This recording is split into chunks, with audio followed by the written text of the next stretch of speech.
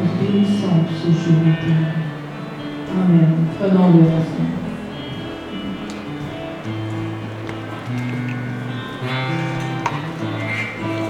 Seigneur, merci pour ton sang. Je vais prier. Seigneur, qui nous donne le salut, mais qui nous donne aussi la guérison. Guérison dans notre corps, guérison dans notre âme. Et ton esprit guérit. Merci Seigneur pour ce que tu fais. Merci Seigneur pour ce que tu nous rappelles, ce que tu as fait pour nous.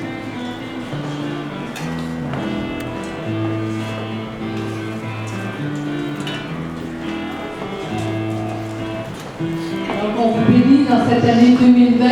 On vous bénit, on vous bénit, on vous bénit dans cette année. Que la force de l'Éternel soit votre partage. Au nom de Jésus. Amen. Clairement, il y a quelque chose à partager.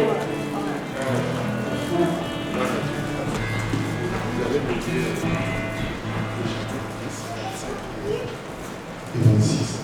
Gloire à Dieu. N'abandonnons pas 25-26. Okay. N'abandonnons pas notre assemblée comme c'est la coutume de quelques ans, mais exhortons-nous réciproquement, et cela d'autant plus que vous voyez s'approcher le jour. Car si nous péchons volontairement, après avoir reçu la connaissance de la vérité, il ne reste plus de sacrifice pour les péchés. Amen. En fait, tout à l'heure, nous avons pris la communion. Qu'est-ce que la communion fait? Tu n'as pas besoin d'être baptisé d'abord avant de prendre la communion. Quand tu prends la communion, la Bible dit que c'est en mémoire de ce qu'il a fait pour nous à la croix de Calvaire et sa résurrection. Ça veut dire qu'il veut neutraliser les maladies, les péchés que tu as fait, que tu as impliqué pas mal de choses que tu ne peux pas maîtriser toi-même. Donc, il veut le détruire à la racine. Alors, comme tu as eu la connaissance de cette parole à partir d'aujourd'hui, que tu dois vivre dans la sanctification, donc à partir de ce qui s'est passé avant, Dieu ne le compte plus. Jésus ne le compte plus. Mais à partir du moment où l'État vient de parler de ce que Dieu veut qu'on vive la sanctification parce qu'il veut faire de grandes choses dans nos vies et au milieu de nous cette année, donc nous devons prendre conscience et avoir cette crainte-là. Donc si tu vivais dans la fornication, tu n'étais pas entendu avec les parents d'une femme ou d'un homme avant que vous soyez ensemble, à partir d'aujourd'hui, il faut arrêter. C'est juste un conseil divin. C'est-à-dire, arrête à partir d'aujourd'hui et tu verras les résultats de tout ce que tu es en train de demander à Dieu. Dieu va te donner des choses de façon accélérée. Donc, je suis rentré dans cette parole-là pour vraiment éclairer les uns et les autres. Nous sommes comme personnes, mais nous sommes des personnalités importantes. Si vous étiez ici le 31, là, la vision qui est sortie par et que tu as montré à Yves ici, là, c'est tellement grand. Moi, je l'ai dit à la maison, ça me dépasse, ça me dépasse, ça me dépasse. Et tout à l'heure, quand il parlait de Gédéon, moi, mon nom signifie Gédéon, Herman. C'est en allemand. On ne m'a pas donné le prénom du calendrier. C'est mon nom signifie Gédéon, vaillant héros. En allemand, quand on dit Herr, c'est héros, c'est-à-dire man. Moi, les parents m'ont donné, quand j'étais enfant, un premier ministre allemand était venu au Bénin et j'étais né le jour-là. Et ma mère a refusé de me donner le nom du calendrier. Il dit un jour, mon enfant sera un premier ministre quelque part. En tout cas, il sera un dirigeant politique. Mais moi, je n'ai pas pris ça au sérieux. Ça, il faut être honnête. J'ai pris conscience que dans l'année 2019, il faut être honnête, quand j'ai rencontré Yves et Rita. C'est là que j'ai commencé à prendre conscience et j'ai commencé à voir des choses qui concernent ça.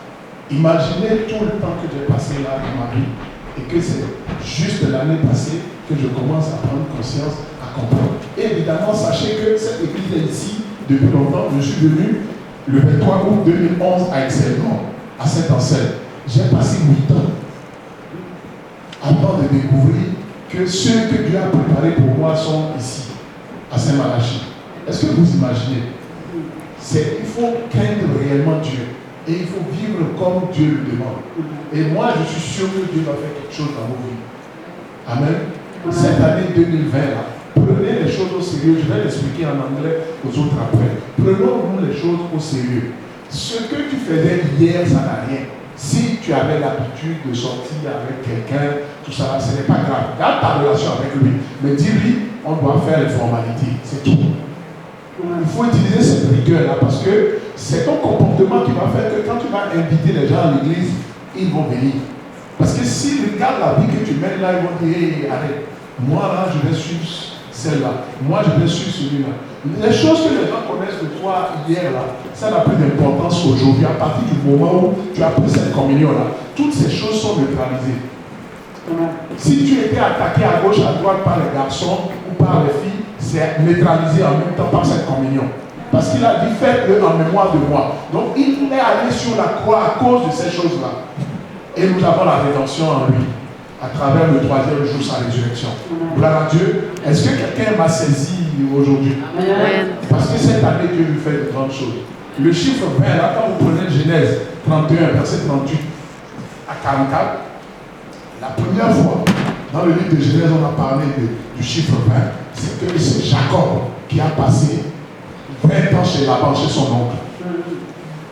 Je dis bien, c'est Jacob qui a passé 20 ans chez son oncle avant que Dieu lui donne ce qui est à lui-même et à sa famille. Et c'est ça qui fait le peuple d'Israël aujourd'hui. Vous savez bien que c'est le nom de Jacob qui a été changé en Israël. Je suis très sérieux dans Dieu veut faire de grandes choses au milieu de nous. Soyons conscients, ne jouons pas avec nos vies, parce que lui, comme il a dit tout à l'heure, il dit, tu es Gédéon, vaillant héros. L'homme de Dieu ne savait pas ce qu'il est dit. C'est dans le monde spirituel. Tu vois, c'est maintenant que moi je peux vous expliquer des choses. Et il fallait qu'il faut être ici pour savoir ces choses-là. Et l'ennemi m'a combattu longtemps. Mais il n'a plus de pouvoir. Amen. Il a perdu ce pouvoir-là sur moi. Et il a perdu ce pouvoir-là sur chacun de nous. Nous ferons des grands espoirs. Alléluia. Juste une chose, le Seigneur m'appelle à faire un geste prophétique avant qu'on se quitte. C'est la photo, là, ce truc-là. Je le déchire et en le déchirant, je proclame que l'Assemblée ici ce matin est libérée de l'esprit de convoitise. Amen. Au nom de Jésus, par ce geste prophétique ce matin, je décrète et je déclare que l'esprit de convoitise est renversé dans le ciel.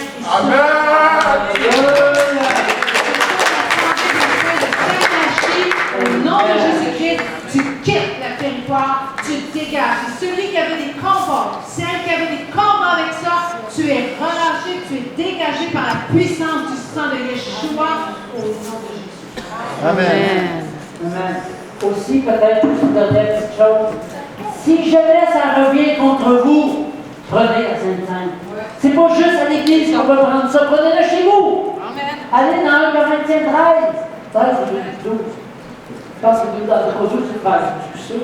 Mais, et faites la Sainte-Sainte chez vous. Amen. Alors, n'oubliez pas les petites invitations. Vous êtes tous invités.